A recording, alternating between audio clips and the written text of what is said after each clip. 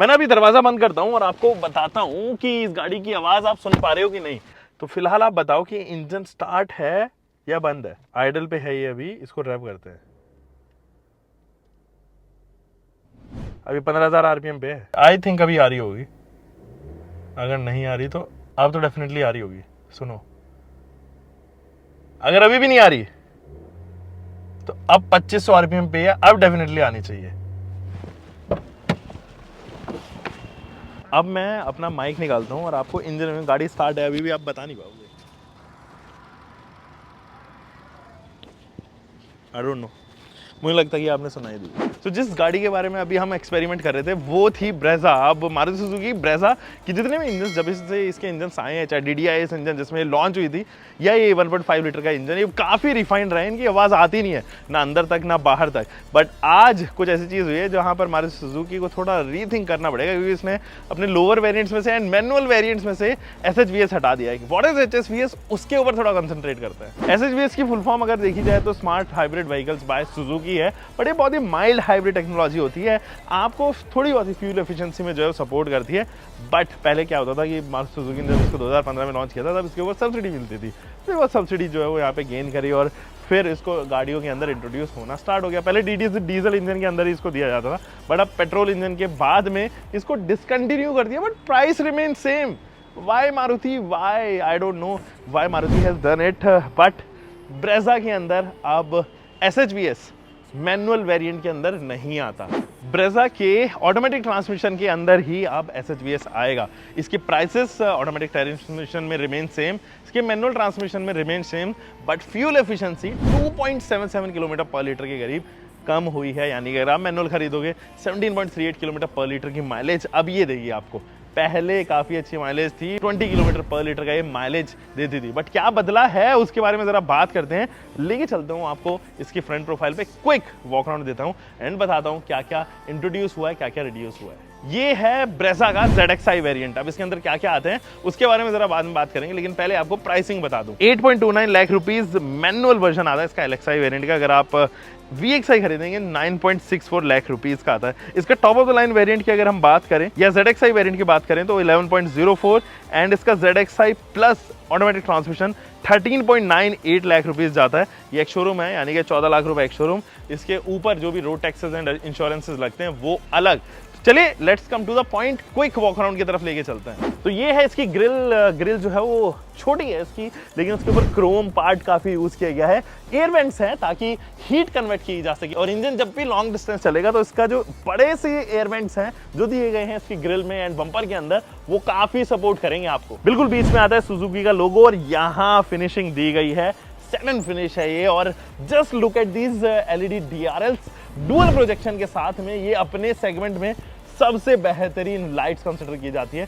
2 projection 2 LEDs के साथ में, और यहाँ DRL जिस तरीके का डिजाइन दिया गया है इसको कहीं ना कहीं आउटस्टैंड करता है रोड पे। ZXi होने के बावजूद भी अगर आप नीचे देखेंगे तो फॉग लैंप यूनिट नहीं है। इसके top of the line variant में ZXi प्लस में जो है वो फॉग लैंप यूनिट आपको दी जाएगी। Character lines throughout the body. चलिए साइड प्रोफाइल में, गाइस मैं जिस आउटलेट पे आज शूट कर रहा हूँ that is a Motorcraft outlet situated in Sahibabad, Vaishali. अगर आप चाहें तो वहां से अपनी नई गाड़ी खरीद सकते हैं। कंसिडर दिस आउटलेट, क्योंकि काफी अच्छी सर्विसेज दी गई हैं। नीचे नंबर डाल देता हूँ, क्विक कॉल कीजिए एंड बुक कीजिए अपनी मारुति सुजुकी अरीना या नेक्सा, कोई भी गाड़ी। चलिए यहाँ अगर आप देखेंगे तो ये फ्लोटिंग डिजाइन जो हमेशा से मारुति सुजुकी का सिग्नेचर रहा है, चाहे वो स्विफ्ट हो या ब्रेजा हो, ये फ्लोटिंग डिजाइन अगर आप देखेंगे बहुत अच्छा लगता है। फ्लोटिंग इन द सेंस कि ऊपर वाला जो पैनल है वो कंप्लीटली अलग है इस वाले पैनल से, यानी कि उसको एक फ्लोटिंग, मतलब ऐसा लगेगा कि ये तैर रही है पानी के ऊपर, कुछ इस तरीके का डिजाइन है, इसलिए इसको फ्लोटिंग कहा जाता है। बॉडी कलर दोनों है, ये वाले पोर्शन जो है वो यहाँ पे रहते हैं। रूफ रेल्स जो है वो काफी प्रैक्टिकल से लगते हैं, बड़े से and strongly made roof rail. By the way this is the only car जो 4 स्टार सेफ्टी रेटिंग लेके आई है मारुति सुजुकी के लिए। इससे ज्यादा सेफ्टी रेटिंग मारुति सुजुकी के पास में नहीं है। सब कॉम्पैक्ट होने के बावजूद भी 215 60 रेडियल 16 इंचेस के इसके अंदर टायर्स हैं और मैकफर्शन स्टड का इस्तेमाल किया गया है। इनफैक्ट अगर आप देखेंगे तो ऐसे सस्पेंशन ट्रेवल भी गजब का है। यहाँ पर अगर आप देखेंगे प्लास्टिक की क्लैडिंग है, और ये जो प्लास्टिक की क्लैडिंग है ये इसको देती है एक SUV अपील, जो पीछे तक जाती है एंड ब्रॉडन होती हुई चली जाती है इसकी बॉडी एंड रनिंग बोर्ड के पास में। दोस्तों ये है इसकी रियर प्रोफाइल, और यहाँ से अगर आप देखेंगे तो ये जो टेल लाइट है ना, कंप्लीटली स्प्लिट टेल लाइट्स हैं, अच्छी लगती हैं। इसका एक पोर्शन टेलगेट पे एंड एक पोर्शन क्वार्टर पैनल पे जो है वो जाता है। एलईडीज जो हैं वो आपको 3D इम्पैक्ट जरूर देंगी। पीछे भी जो है वो एलईडी टर्न इंडिकेटर में एंड रिवर्स लैंप पे इस्तेमाल की गई है। ब्रेजा का लोगो इधर, सुजुकी का लोगो इधर, wiper set, defogger, high mounted stop lamp and jet, ये चारों चीजें जो है वो इस तरफ अच्छी पोजीशन की गई। इनफैक्ट वाइपर का साइज भी मुझे अच्छा लगा। रियर में अगर आप देखोगे तो 4 पार्किंग सेंसर्स हैं। डुअल टोन की जगह ट्रिपल टोन का जो है इस्तेमाल किया गया है इसके रियर प्रोफाइल में, which gives it a great look. दोस्तों चलो अब चलते हैं इसके बूट में और बैठते हैं इस 328 लीटर की बूट में। ये जो बूट है वो काफी कमाल का बूट है। क्यों? क्योंकि प्लांटेड है, एकदम स्ट्रेट है, आपको कहीं पर भी जो ऐसा नहीं लगेगा कि मिसमैनेज्ड है। तो बूट मैनेजमेंट जो कमाल का, चुम्मेश्वरी परफॉर्मेंस वहां पे। बिल्कुल भी लोडिंग लिप नहीं है, बहुत ही छोटी सी लोडिंग लिप है। दोनों तरफ ही जो है वो आपके पास में स्पेस दिया गया है ताकि आप यहाँ पर जो है वो सामान रख सकें। छोटा मोटा स्पेस जो दिया गया है। चलिए पार्सल ट्रे ऊपर, यहाँ अगर आप देखेंगे तो स्प्लिटेबल सीट्स आपको मिलती हैं। चलिए it's high time we jump into the interiors of this car. दोस्तों क्योंकि SHBS हटा दिया गया है ZXi MT में से भी, तो इसलिए यहाँ पे जो स्पेस थी जो आपको इसके सीट के नीचे मिलती थी वो अब वापस आ चुकी है। पहले जो है वो बैटरी वगैरह लगा दी गई थी जिसकी वजह से जो सीट के अंदर की स्पेस थी वो उठी उठी लगती थी। अब हटने की वजह से यहाँ से वो सारी चीजें रिफ्रेश हो गई हैं। बाय द वे अब इसकी ड्राइवर साइड सीट पे चलते हैं। देखो ब्रेजा को आप ऑलरेडी जानते हो तो बहुत ज्यादा चीजें मैं नहीं बताऊंगा। It gets a touch screen infotainment system, engine start off button आपको मिलता है एंड ये की फॉर्म मिलती है पैसिव कीलेस एंट्री के साथ में।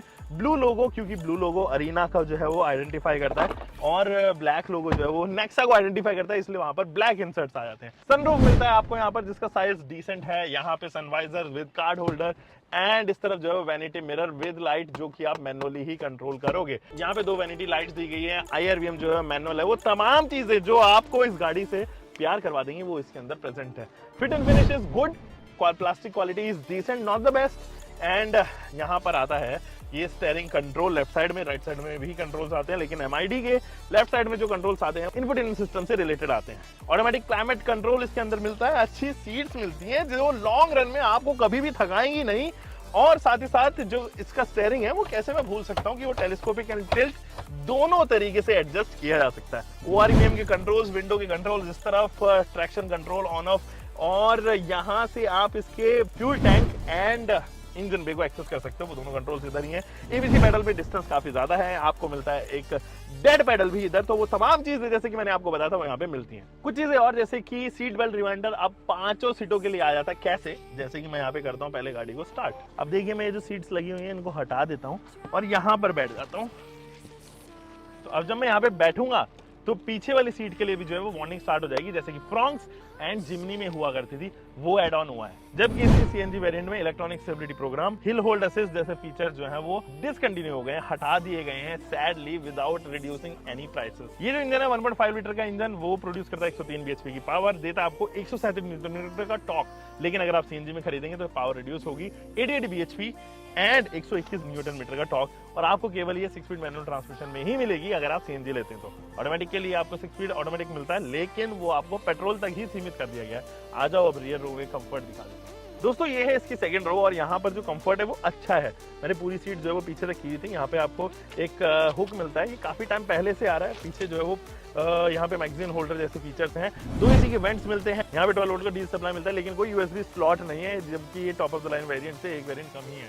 Grab handle and coat hook भी, under thigh support is good, बहुत अच्छा है। रिक्लाइन एंगल इज गुड, बहुत अच्छा है। यहाँ पर जो है वो एडजस्टेबल आपके पास में हेडरेस्ट मिलते हैं, आप चाहे तो उसको कितने भी एडजस्ट कर सकते हैं। Headroom is also good, almost 4 से 5 इंचेस का स्पेस मेरे पास में बचता है। Shoulder room is good enough और उसमें भी कोई समस्या नहीं है। यहाँ पर फ्लोर हम्प छोटा सा है, बहुत बड़ा जो है वो फ्लोर हम्प नहीं है दोस्तों। तो दोस्तों दीज वर ऑल थिंग्स जो अभी एड ऑन हुई हैं और घटी हैं यहाँ से, वो चीज़ें मैंने आपके साथ में शेयर कर दी है। मैनुअल ट्रांसमिशन के अंदर जैसे मैंने आपको बताया SHBS 30 है। ऑटोमेटिक ट्रांसमिशन में स्टिल कंटिन्यूस, क्योंकि ऑटोमेटिक ट्रांसमिशन का जो है वो माइलेज भी हमें ज़्यादा से ज़्यादा देना होता है, तो इसलिए SHBS वहाँ पे होना जरूरी है। 2.77 किलोमीटर पर लीटर का जो है वो माइलेज डिक्रीमेंट ऑब्वियसली होना निश्चित है। रीजन बीइंग SHBS हट गया है। हम मिलेंगे दोस्तों एक और नई वीडियो के साथ में। आप तब तक अपना ध्यान रखें, सुरक्षित चलें।